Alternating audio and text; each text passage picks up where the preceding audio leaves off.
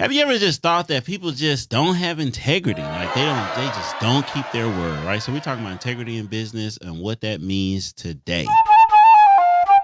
What's going on, y'all? It's another episode of Minding Your Biz. I'm one of your co-hosts, Dr. Black Wealth. We got... Hey, y'all. It's your girl, Miss Fair Financial. The one and only. That's right. I'm a little hyped today. I know. Did you have the Celsius? You must have had the Celsius. It's a natural high. Okay. All right. Let's go. Good conversations. Let's go. I know. Stimulating. Right. Integrity in business. What that means. What that means. I mean, how do we started, it's crazy because we started talking about this just from personal relationships and people we know, right? Yeah. And so when we look at Black people, our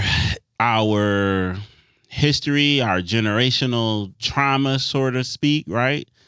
Talking about how we're not passing things down and just like simple stuff as far as like keeping your word really matters. Yeah. And when you in business, like it just really matters to communicate and to try to keep your word. And I think about it on little stuff. Like I'm struggling with it now. I'm being more consistent and persistent about it. Like little stuff I might say like, hey, I'm gonna call you tomorrow, and I forget to call you. Like little stuff like that. That can like, add up for big stuff, right? And so it's like the to mix out that little stuff. Like if I say I'm gonna call you tomorrow, I'm gonna call you. If I say I'm gonna do this, I'm gonna do it. If I, you know what I mean? And if I can't, there's clear communication on like, hey, I ain't gonna be able to make it by Wednesday, but let's look at Friday. You know what I mean? Right. So then you don't end up falling into a trap where they're like, oh my God, they never call me back, or they don't do what they say they're gonna do. They promise to do this and promise to do that. I mean, I literally just got off a call with a client who called for a copy of his tax return. Mm-hmm. And he called last week. I get so many of those. Listen, he called last week. I'd be like, we sent it. But we don't be sending it. He called last week, right? And I said, hey, because I see the calls, but I got a team. Y'all answer the phone and send him his stuff. So it comes password protected. Hey, listen, I'm on the go. I need to get this to so-and-so and so-and-so. Like, I'll take the risk. Can you just send it without the password protection? Nobody want to put in all their stuff. Nobody want to do that, right? And who wants to have... What's the password? Did you read the email? Read the email. And that's the easiest way we could get it to you, the fastest way in the system versus downloading it and sending it in the email. I got to save it. Right. And then you might get another phone call. Whatever happens. The man did not get his tax return without the password protected. So he calls again today. I see it on the caller ID. Immediately someone picks up, okay, they must have taken care of him, right? No, I get a call on my cell phone. He said, no, I'm going to call you personally. So I said, hello, right? Hey, listen, the person didn't do what they said they were going to do. Yeah. I need my tax return. They said they're going to send it to me last week without the protection. I assume the risk. I know that someone may do X, Y, and Z, but I need it without the password because I have to then forward that on my phone to someone else, right? Because I'm in transit. I'm not home on a computer. Right. They didn't do that. And so then today when I asked for it, instead of an apology saying, you're right, I should have sent it when I said I was going to do it, instead I got, well, you don't have to be upset. That was the response to the client. Why are you taking it so personal? You don't have to be so upset. Mm-hmm. So I had to apologize. I'm so sorry that was your experience. They was like, well, I know, because that's not normally how you do business. We've been with you for 7 years. You and your husband gave us the best customer service, but I just wanted to let you know, but I don't like calling you with low-level task about a tax return. So I'm like, okay, all right. You know, they didn't do what they said they were going to do. Mm-hmm. And now it's putting a stain on my business.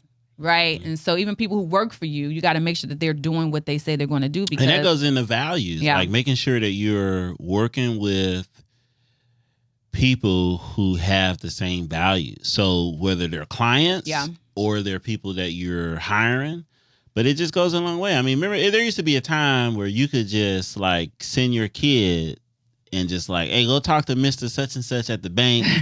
Pull out. I don't know about your kid.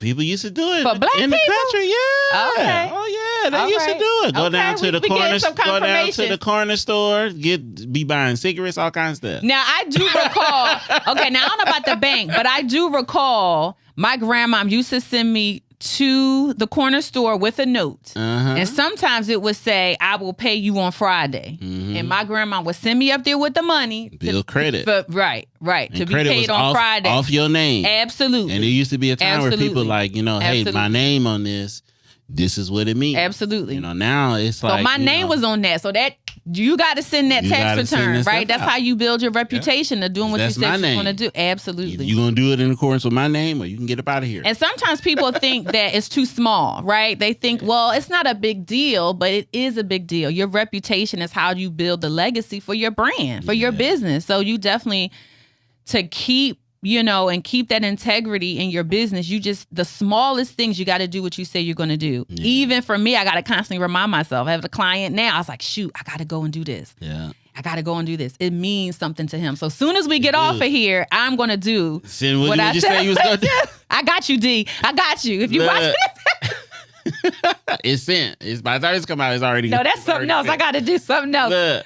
But yeah, it's a thing, man. I didn't realize like how to be. One thing for me that made me be cautious of what I say has been like my wife and kids. Yeah, because they'll hold you to the T.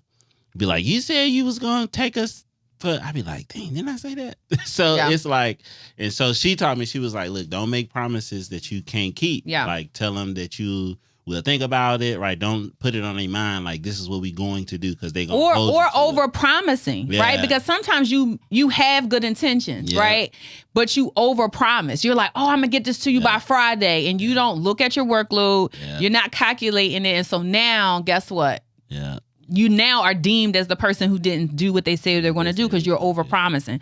So that's another thing, right? Try not to overpromise and putting the systems in place so you can schedule stuff out and not be so excited about the opportunity that you squander it, right? Yeah. Because you're overpromising. And I look at that a lot because I used to be a yes person. Yes, I'll do it. No problem. I would take on any and every type of client, customer, text, mess because I was so excited about it. Right. Sometimes even a little bit today, I'm like, no.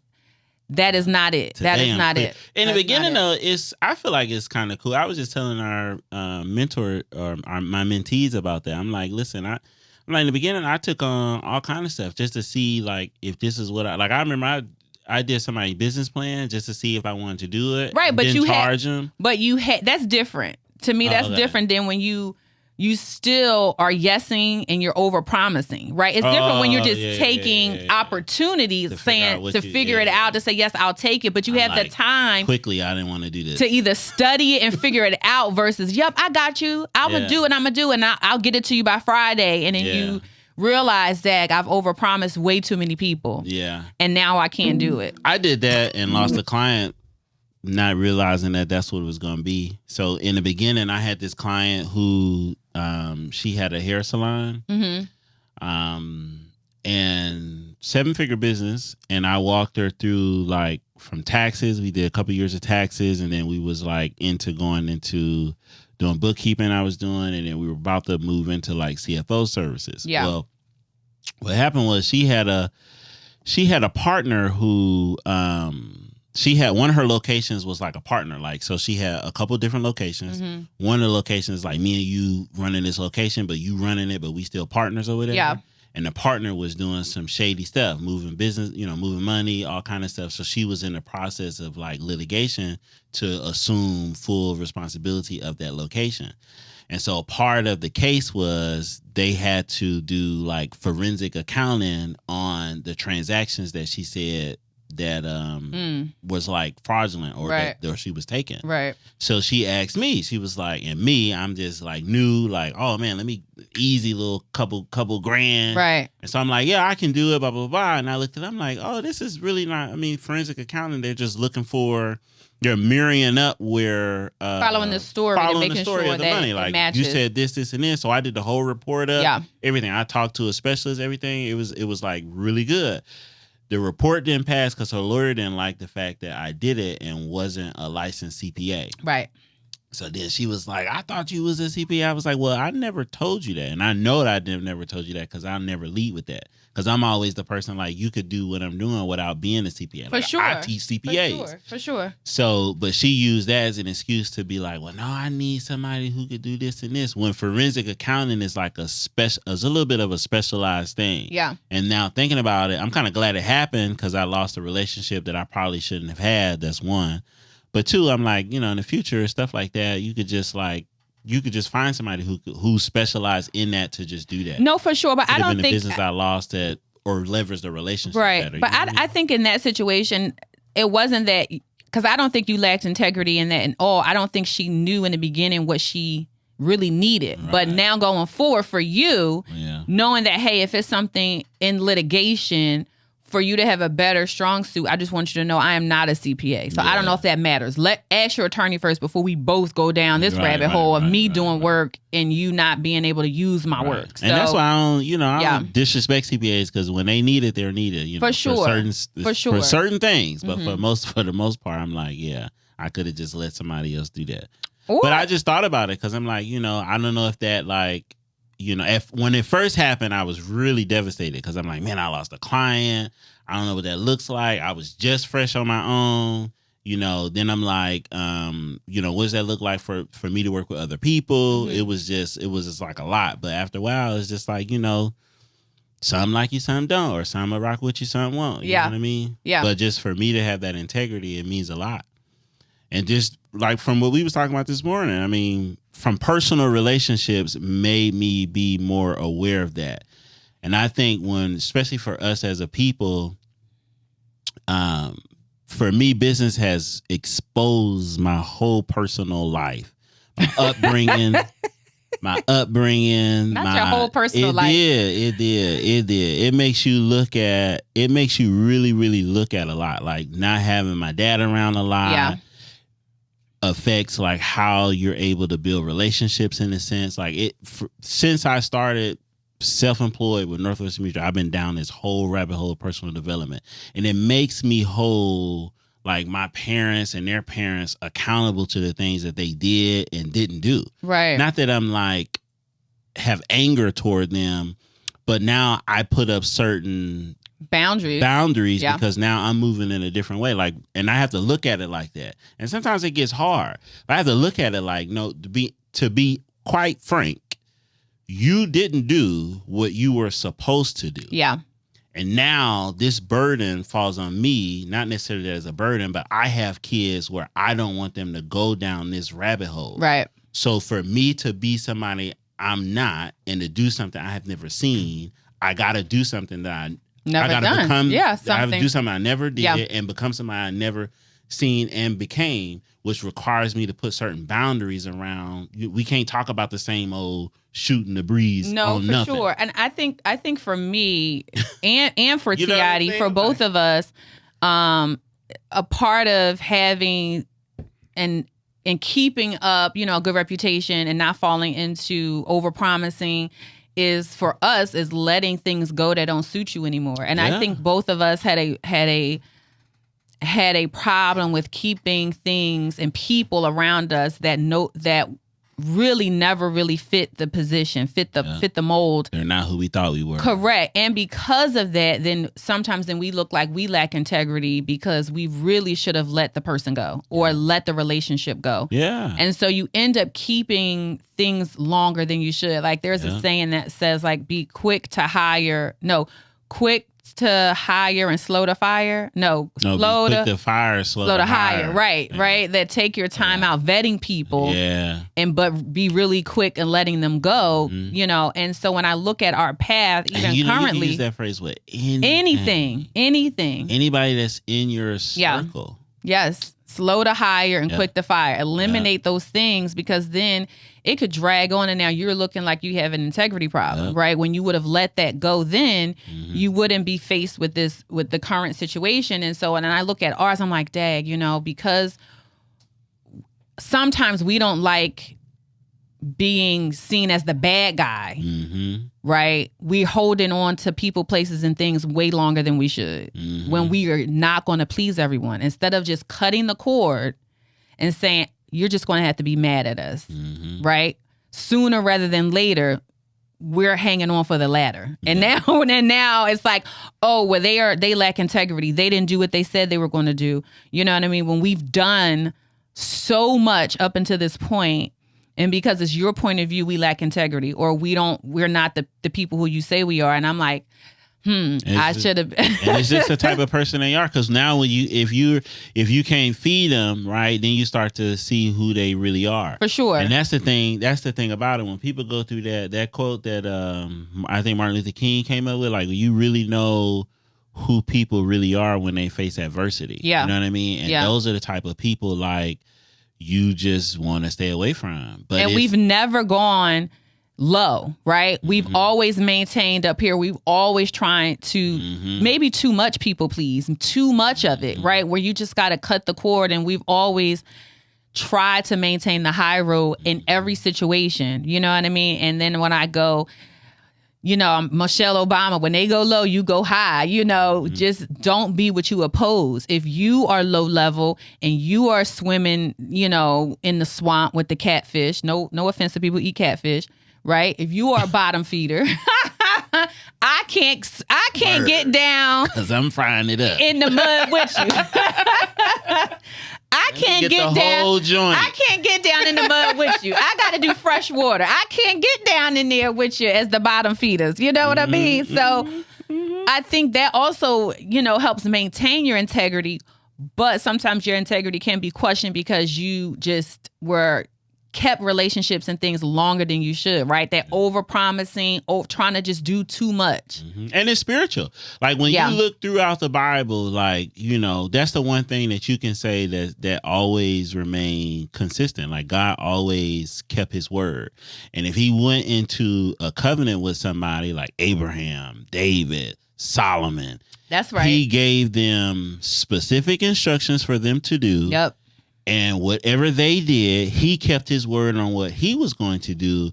But the flip side to it was he also gave them consequences. If you don't do this, or if you turn away from me doing this, I will do this. Absolutely. And he still did Absolutely. it. And I think that goes a long way. Like people who are, and you think about people who are like respected, but don't come out too much. You know what I mean? Like I remember hearing Steve Harvey talk about his conversation with Denzel one time and how like accessible that Steve Harvey is. He was like, you everywhere, you radio, you TV show, you this, you this, you this. Right. He was like, people can easily access you. He was like, think about me. I do a movie and you ain't gonna see me until the next movie. Right. You know what I mean? I might do some press. I might do some press for the movie. Because he don't got that many interviews. But I ain't going to be on commercial selling Neutrogena. I'm not. Right.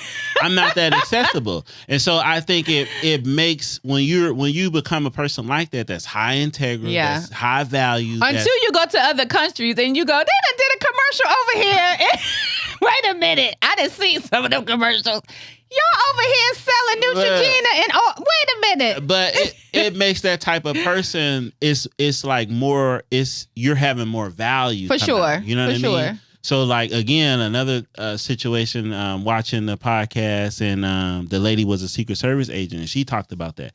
She talked about like people come into boardrooms and you being the person that have less to say. Right.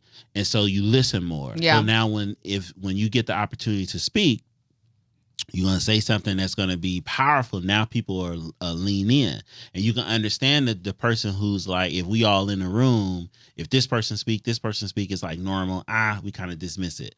But when this person speak, everybody's like, right. What do you got to, what she got to, what are you going to, you know what I mean? And so, but being that type of person takes a lot of discipline, and that's probably what it really is. People lack discipline to have integrity, to be consistent, to maintain themselves, for sure, to keep their word. And I think too is also starting the company and doing what you say you're going to do, right? Fulfillment. So fulfillment. Please, don't take my $20,000. Please, and don't coaching. And you ain't. The company has to do what it says it's going to do. If you say you're going to get me 20,000 leads, whatever this is, you're going to build me this funnel. You got the system. Yeah. I can rinse and repeat. Do what you say you're going to do. Integrity goes a long way. For sure. And we don't realize how we damage it from just simple greed or just not. I don't even want to say that. It is a little personal. Sounds personal. It can be. But sure. in that, you get what I'm saying? In that, right, with the whole coaching situation, it is a little personal. But I also believe in high karma. So I'm also like, well, I signed up or I did this for whatever I said I'm going to do, and I'm going to make sure that I'm able to do what I said I'm going to do, whether that's payments, even if I'm late, if I'm doing whatever. Well, I think you do have to adjust for the clients that don't fit into the mold, right? So if you know what I mean, gotta weed some people out. Not weed them out too, but sometimes people you got to pull them to the finish line a little bit, right? Your ideal client may be more of a self-starter. They may be more organized. They may have a clear goal or vision of what they want to do. You got to help those people who don't fit in that box. Yeah. You know what I mean? So the part of your business and integrity is to get everybody over the finish line, not just the niche, but everybody who paid you. Yeah. Everybody who paid you. And try your best to do that. Try your best. They got to have some type of success. They may not get to where the other people are because they have a different makeup, right? But what do they have that you can tap into to pull them to the finish line, right? Yeah. That's a part of, to me, the excellence. When sometimes, there's an interview Will Smith was referencing, where he's referencing the difference between good and great. Mm-hmm. That is taking you from being a good consulting firm to a great consulting firm. Even the people that don't necessarily fit the psychological makeup of the winner, I can still take this other person, these other businesses, and get them something. Mm-hmm. Pull them over the finish line to something. You could do enough to believe in yourself to get 10 leads. If I paid you, I got to get some. That's how I look at some of my clients, right? They say, well, I want to start a tax business. I want to do this. I got to get you some type of result. Right. I see in you that you really probably won't be $1 million tax firm. You may not make 6 figures this year. Right. But what is realistic for you? Right. I think 50 grand. I think we can do something. Right. How can I help you, coach you to something that you can be pretty okay with? With success. You know what I mean? Because it's not going to be the same. Because I see that you may not have the personality, the system. It could be a whole bunch of things. And I'm like, dang, okay, but what can I give them, right? And I think that is how you then start and continue the integrity part of your business, right? Because you care so much about not coming across as a fraud, not coming across as like a charlatan, right? Because you scammers. Right? You don't want to be a Madoff. You don't want to be a Bernie Madoff. What's the girl you probably want to make the type of money he was making, but you don't use him as an example. Because what's the girl we just researched her? What was her name? Beverly Johnson? No, not Beverly Johnson. That's the black model. I'm sorry, Bev, because that's my girl. What is the lady? Elizabeth Holmes, the lady we just realized. That's my girl. I'm sorry, Bev. I ain't mean to put you out there. But Elizabeth Holmes started like a blood pharmaceutical, not pharmaceutical, but it was a blood testing company. Said that she could revolutionize how we test blood instead of, pricking, pulling pints. You you go to the doctor, they got pints of blood. You be like, dang, I'm lightheaded. Y'all done took it up. She was like, hey, I could do it by a prick. Right? And they was like, oh, this is great. That's amazing. Right? That'll save us so much. You revolutionizing how we do blood. Girl, the child was lying. Raised $700 million in funding. Yeah. $700 million. They evaluated her company at $9 billion. Fraudulent. Charlatan. Nothing was not even a thing. That's like saying, like, you know what? I got a shirt that when you put it on, it's going to turn red. Nobody didn't test the shirt. Nobody said, well, let's see the shirt turn red. But did she do something beforehand? I'm trying to figure out what, other than her skin complexion, what made her credible? Being a white woman. And she had investors and she told a good story. I'm like, listen, I got this shirt that you only need to buy 3 of them. It'll change the way you buy clothes forever. It'll save you so much money. Yeah. It'll change every time you put the shirt on. Yeah. I promise you. And you're like, that sounds great. I'm going to get that shirt. People invest and you're like, I got a shirt. You telling everybody. And all you need is 1 or 2 people to believe it. Depending on their status, they're going to go run and tell that. They're like, she got a shirt that will change colors when you put it on. Y'all got to go check her out. Nobody never seen the shirt that changed colors. We put money into it. And we invested in my company a mood shirt. Is that like a tax loss if I invest? If I invest it is. And we lose, absolutely. I can write that off. Because you probably invested from your business, right? You probably have some type of venture capitalist investing business you can write off. Lady was knee loss. Listen, the whole thing was false. Was it I never had the shirt that could change colors. No integrity. I had a shirt, but nobody never saw it change colors. Got locked up and everything. So wire fraud, bank fraud, 11 and a half years she's doing. Because no one did test, no integrity. You might be towing the line. I would feel bad. But you like she raised $700 million. She got some money. She got it stashed away. She good. I would feel horrible. Camp, she chilling. I would feel horrible. She probably working on her next soon as she get out. Oh Lord.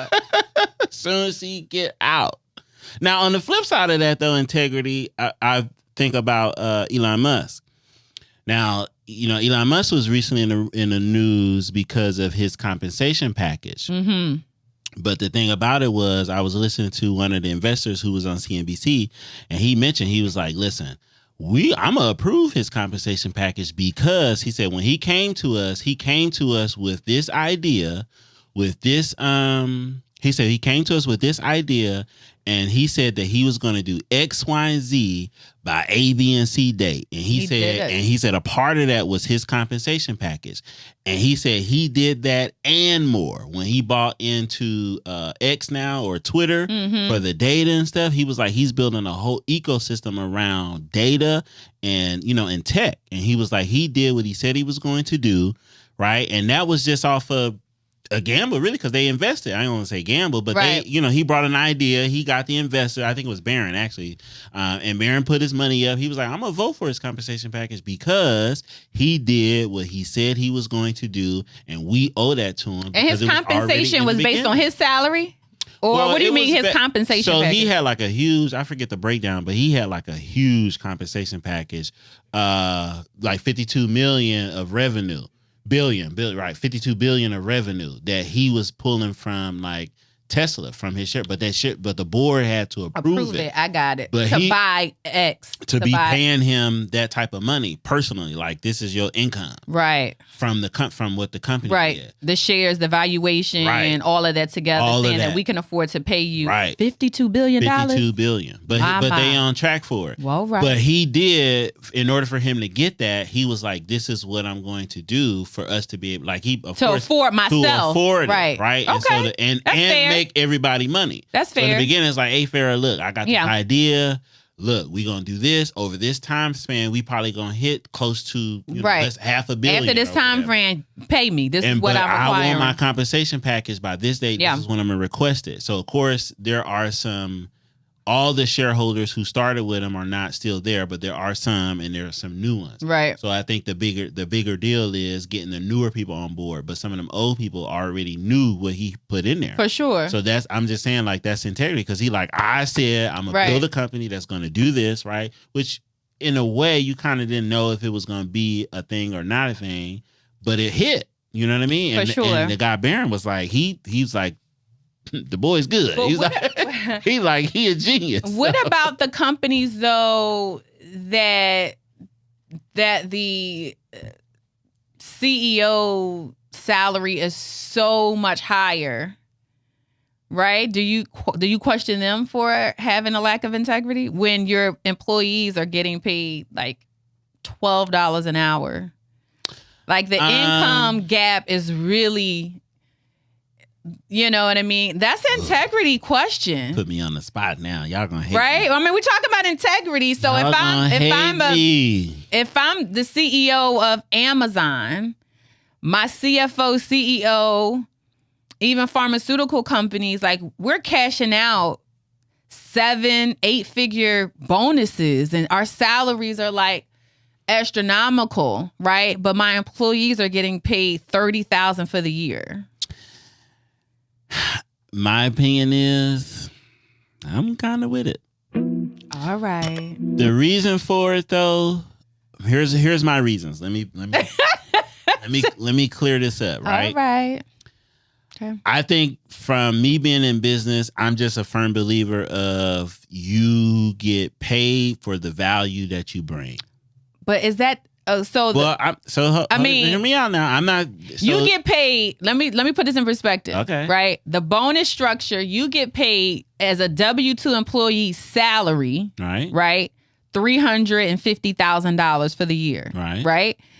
But your bonus, right, your commissions or based on the performance of the company, right, is another $2 million, right? Right. Cash me out. Okay. But you have to think about you have to think about everybody and based on what? That's what I'm saying. You got to think about the work is being done by the people down here. So that's the physical work. But it all is together. It's together. We're a happy family. We all are connected. That's like measuring a baby to an adult. He put years of work to get Amazon to where it is. I'm not talking about Jeff Bezos. Oh, who we talking about? Right? We talking about his executive board. Some of them are new coming in. Just in general. I could say Jeff Bezos too. Let's throw him in the mix. Okay. Yeah, because he was CEO for a while. He was definitely CEO for a while. I think that you need to do maybe more profit sharing with the people on the bottom of the on the totem pole. The people that is driving the truck. The people that are fulfilling. I don't disagree with that. Now, but you all right, so specifically with Amazon business model, we got to be kind of clear on that because the people who do the trucks, those are independent people. Contractors, for sure. So those so every some of them do work for Amazon, but most of them are contractors. I used to work for them. Yeah. So the people who are the vans you see are the people who are actually delivering packages work for a transportation company that is in partnership with Amazon. So those people have a boss that's not Jeff Bezos. For sure. Right.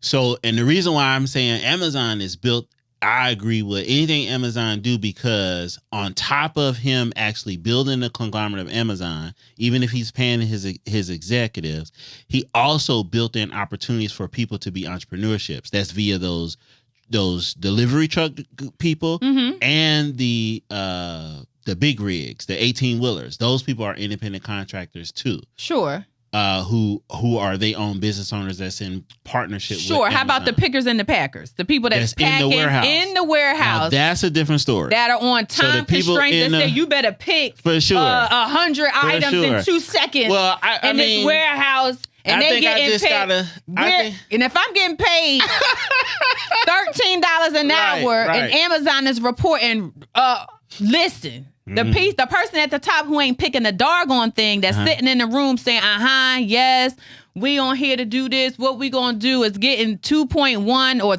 all these huge bonus checks. You can't profit share. You can't give me at the end of the year $2,000. So I'm not in. So this is kind of like I'm a total line here. Give me some stock or something.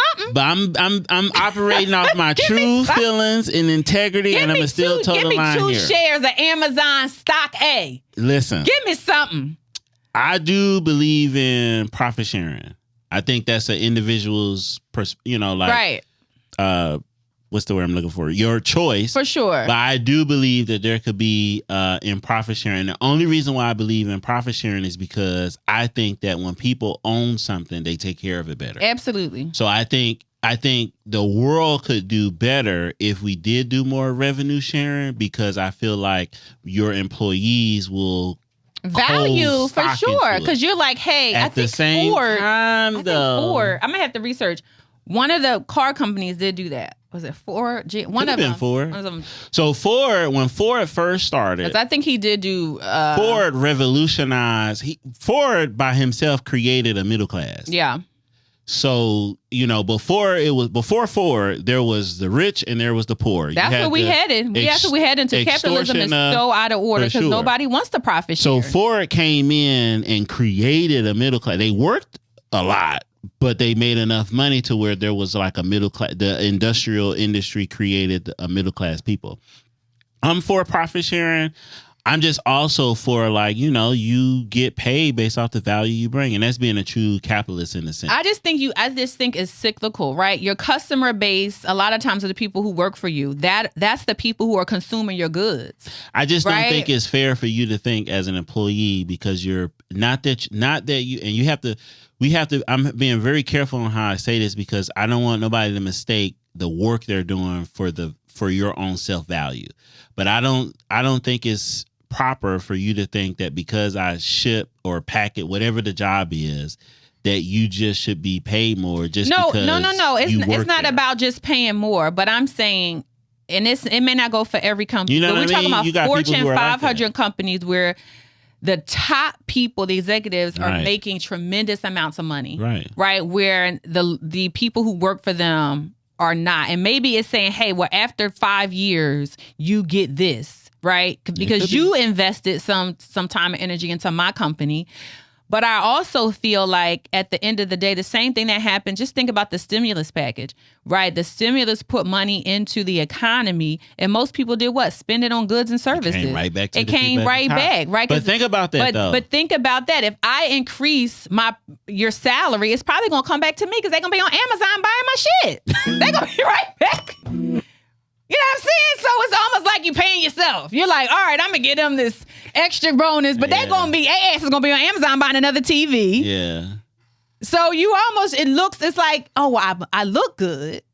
I'm going to give them a little bit more money, but they're going to be buying goods and services. I think we just got to be careful where it comes from because some people think like how you think, but their basis of it they just feel like they deserve more. Now, I'm not saying entitlement. No, I'm not saying an entitlement, but I am saying... And I don't agree with that. Just because you absolutely not got a job. But I think that could be a part of your bonus structure for appreciation and an integrity model. Hey, I built this company, and for me, the people who work for me matter. Like Ford, right?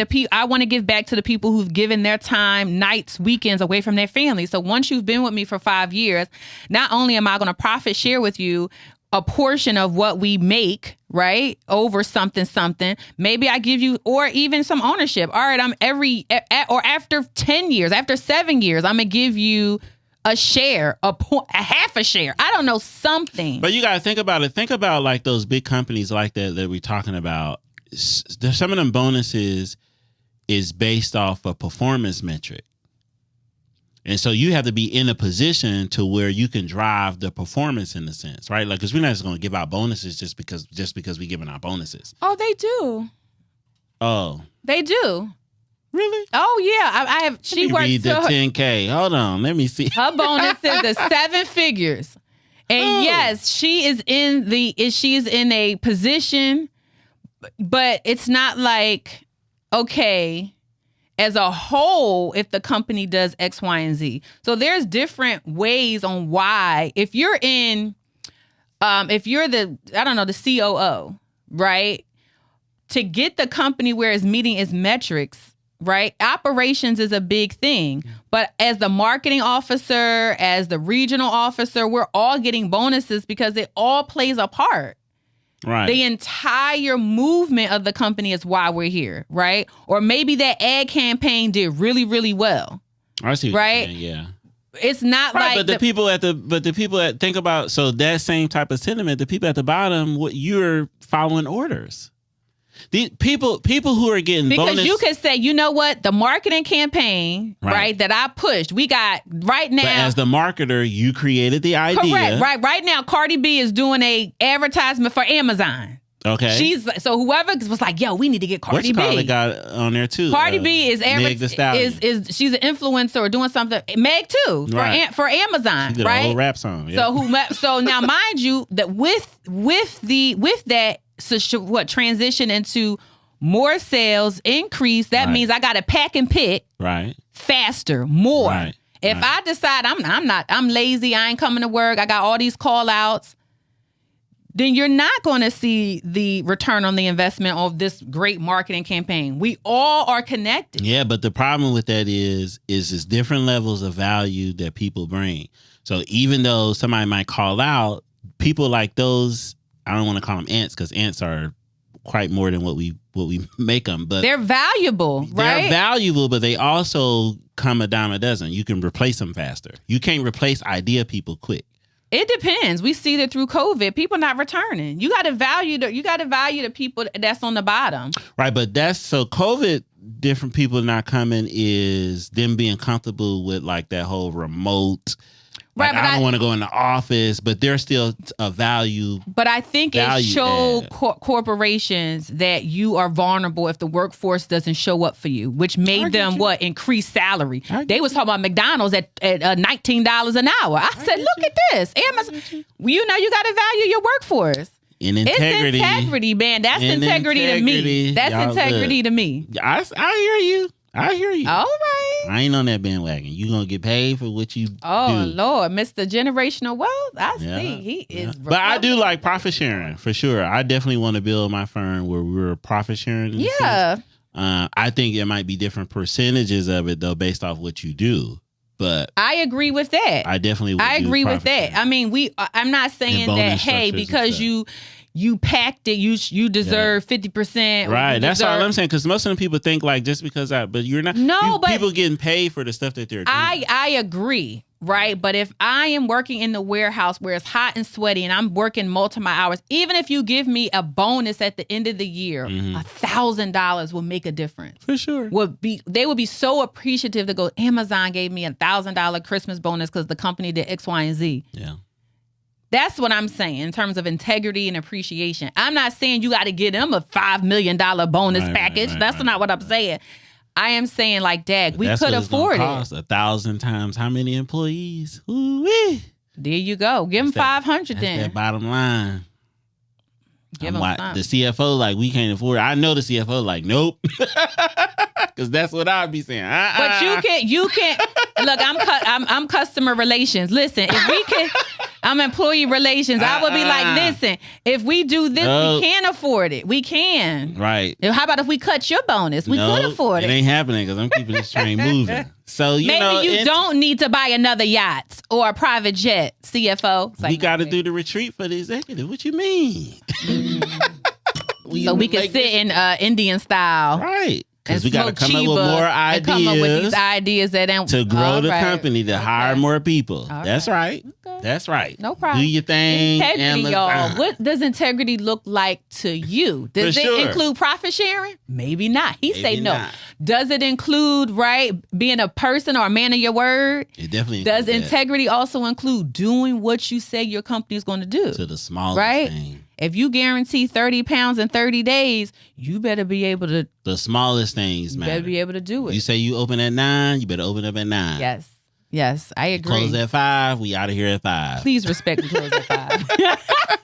That's right. Because we close at 5. You call at 5. So building a business on integrity could look like a lot of things that we just named. But, having a lasting brand, integrity is heavily involved. So what do you think integrity looks like? How do you build a brand with integrity? Tell us in the comments, guys. Tell us in the comments. Don't forget to like, share, subscribe, click the link, tell a friend to tell a friend. That we are trying to mind so you know when we doing these episodes. Drop that bell. Yes. Tell a friend to tell a friend. We'll see y'all in the next episode, y'all. Peace.